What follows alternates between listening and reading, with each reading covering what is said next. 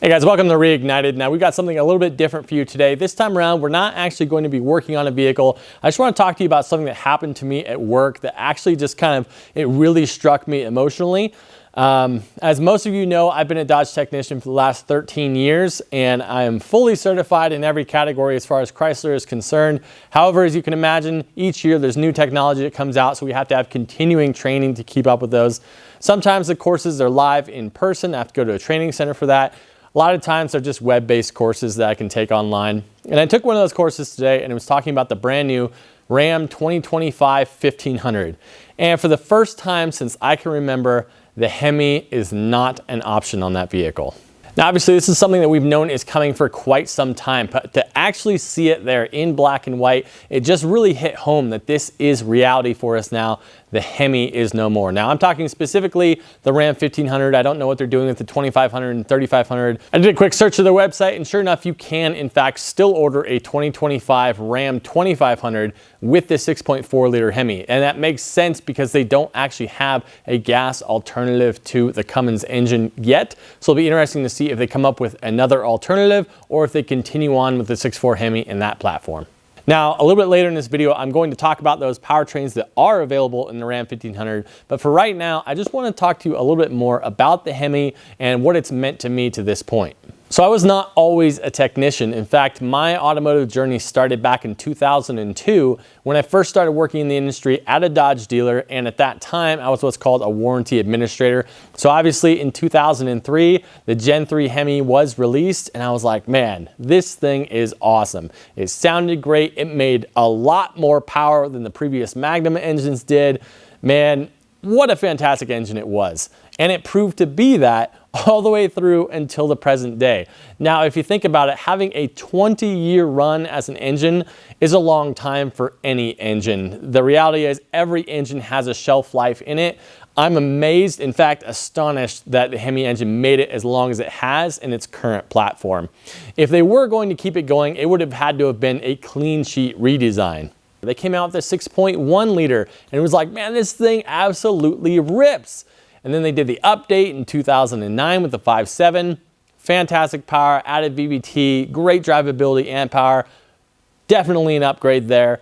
And then they came out with a 6.4 liter engine. And it was like, oh man, this thing is something special.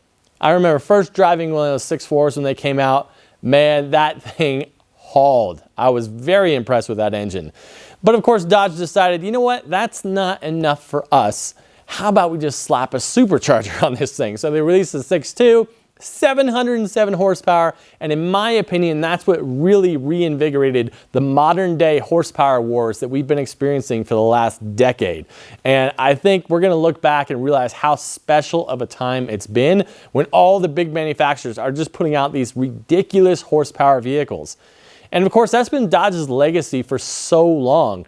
In fact, the car I have right now, the little SRT4 Neon, that thing was in that same spirit. They took this tiny little car, this cheap car, and crammed a 2.4 liter turbocharged engine in it. I want to say the 0-60 was 5.3, might have been 5.8 seconds when that came out, but ludicrous for the time. Easily the highest in the class to that point. Man, but that was Dodge's style. They just crammed oversized engines in absolutely everything. I thought it was especially hilarious when they were like, you know what we should do with this Hellcat engine? We should put it in an SUV. And they slammed it in the Jeep Grand Cherokee. They put it in the Durango. Then they're like, how about we put this thing in a Ram 1500? That'll be awesome too. I mean, I think all of us were a little bit surprised when that Hellcat engine did not show up in the Pacifica, right? But with that being Dodge's legacy, I think that was something that drew all of us to Dodge. That's what makes us supporters of the brand. And obviously, they've just kind of lost that thread, right? Here we are at a point where they're like, we're going away from these things. And while they still make good power with their other powertrain options that they have, obviously it's not going to be the same. And of course, we can attribute all of that to the company being owned by Stellantis, which is not an American corporation. They don't have those American values as far as having this kind of high horsepower. It doesn't mean as much to them to do that kind of thing, especially with a big, meaty V8. Obviously, that's intrinsic to the brand, and they've taken that away. Now, obviously, like all of you, I feel like that's a major misstep. I feel like that's a blunder, and I'm not sure exactly how the company is going to move forward because of that. Perhaps they will see the error of their ways. One issue that I had was that when Ford put their foot down and said, no, we're coming out with a brand new Mustang and we're keeping it V8 powered. I thought maybe that was a rallying cry, that maybe Dodge could stand behind that and say, you know what, us too, this is what we are all about. And then maybe come up with a clean sheet design of the Hemi. Maybe that'll still come in the future, but for right now, there's no sign of that actually happening. So I'm definitely disappointed in Dodge that they didn't show a little bit more backbone and try to do that. I have to wonder exactly how all these closed door meetings went about with Dodge executives going up against the Stellantis executives and saying, hey, this is who we are. This is what we do. And Stellantis is saying, we don't care. Doesn't matter. Your opinion doesn't matter. We're going to do whatever we're going to do. I find it really, really difficult to believe that management at Dodge agrees with the direction of the company right now. I just can't see that. It makes no sense to me. They're trying to put a brave face on this thing and say, hey, everything's okay. And, oh, we're still going to be known as this muscle brand. How? How is that going to happen with the offerings that you have out there right now? I don't know. I don't see that path forward. And it's hard for me because basically my entire automotive career, the Hemi has been present. And as you guys know, obviously, I built a channel around the Hemi platform. I'm trying to build this kind of brand around the Hemi platform.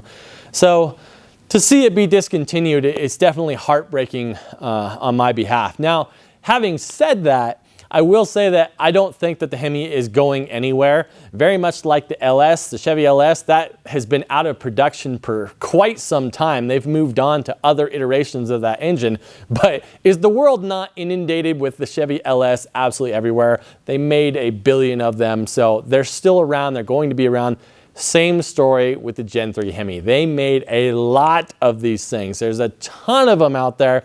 There will continue to be massive aftermarket support for these engines and enthusiasts like yourselves that want to continue to get the most out of these engines. So definitely it's not going to go anywhere. It's just disappointing that they've decided that they don't need this platform anymore going further. So along those lines, I kind of already know, but what are your guys' thoughts on this? Let me know in the comments down below. Is Dodge making a mistake by going away from this model, this platform? Where will they go from here? Will we see a new Hemi engine in the future? Let me know what you guys think. Now, getting back to the Ram 1500 and the engine options that are available, there's 3 different trims that they have. The first one is the Pentastar V6. That's the V6 they've had since 2011. It's gone through multiple revisions, so it's actually a pretty solid engine. This one comes with the e-torque system that used to be on the 5.7 liter. I actually like the e-torque system. I think of the hybrid options, it's definitely going to be the best one, and the reason why I think that is twofold. Number one is because it's not a fully integrated system that ties into absolutely everything else in the vehicle like most of the hybrids are. It's more of like an auxiliary add-on little extra motor that just goes right on the engine itself. I think that's a much neater design, and I think it's a much simpler design, which equates to cheaper and better maintenance and things like that. The second reason why I actually like that system is because I've experienced almost no failures of that system on the 5.7 liter engine. This one's a little bit different than that, but it's pretty much the same idea. And honestly, I think if you're going to have a hybrid type option, that's definitely the way to go. Now, with that being said, the V6 Pentastar, it only makes 305 horsepower in this iteration, so it's not exactly a powerhouse. It'll do just fine on a Ram 1500 if you're just zipping around town, doing light loads here and there. But I think if you are interested in actually doing some heavier towing, I don't think this is the option you want to go with. Now, what comes as a surprise to absolutely none of you, the other 2 options you can have are the Hurricane options. There's a standard output and a high output. They are both inline 6 twin turbo engines, but do not let that fool you. These engines are completely different, including the block, the pistons, the crank, the turbos.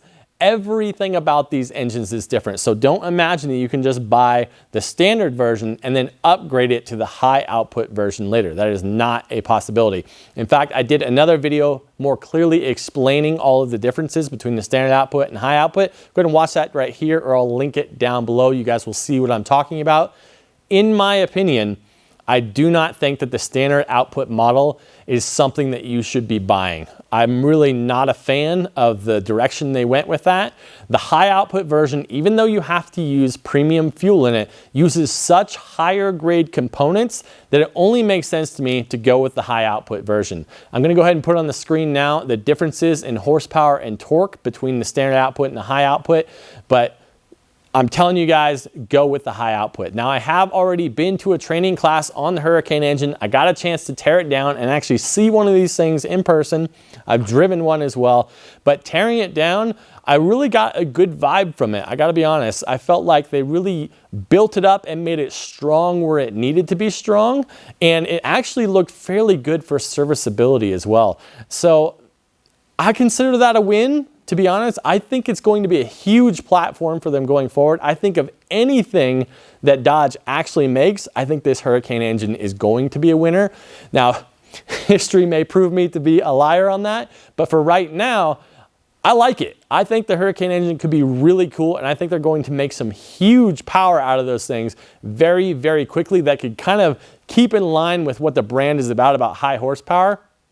But as you guys know as well as I do, that is not the same kind of horsepower. You know, Dodge is not a European brand. We shouldn't be chasing these European ideals of how to make horsepower. But what we got is what we got for right now. And I have to say, I think the Hurricane is going to be a real performer here for us.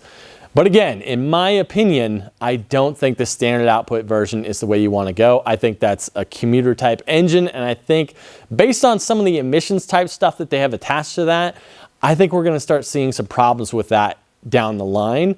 Whereas the high output version has a completely different design. It's crazy to me how different these engines are, even though the basic idea is the same.